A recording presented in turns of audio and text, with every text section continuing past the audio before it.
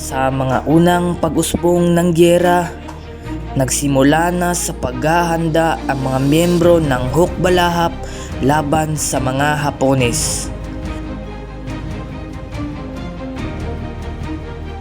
Isang paglalakbay sa kakaibang mundo ng pagtatagumpay at pagkakaisa.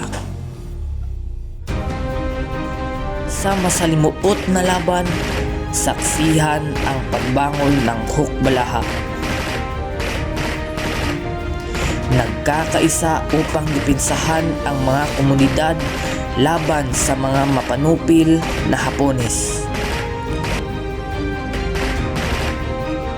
Isang unang tagumpay ang nagbibigay pag-asa sa bayan. Ngunit sa pagtatapos ng digmaan, nagbunsod ng hidwaan sa pagitan ng Hukbalahap at ng gobyerno. Ang pagsusumikap na mapanatili ang kalayaan at diwan ng pagkakaisa ay hinaharap ng mga bagong pagsubok. Sa gitna ng tensyon, isang pagtangka ng gobyerno na makipagnegosasyon. Pagpirma ng Pact of Surrender. Isang hakbang patungo sa kapayapaan, ngunit may halong kahulugan at sakripisyo. Sumanib ang ilang miyembro ng Hukbalahap sa Partido Komunista ng Pilipinas o PKP.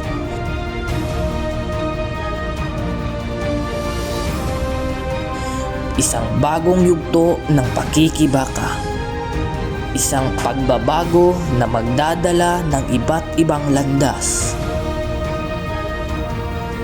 Sa harap ng bagong batas, ang mga tauhan ay hinaharap ang pagsubok ng anti-komunismo.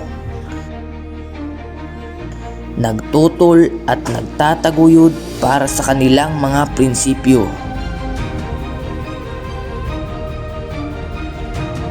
Sa mga pagbabago ng panahon, narito ang mga saksi na nagdala ng pagbabago at pag-usbong.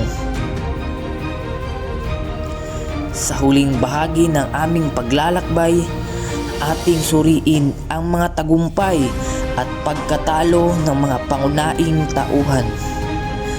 Isang pagtatapos na nag-aanyaya sa pagninilay-nilay sa mayamang kasaysayan ng Hukbalahap.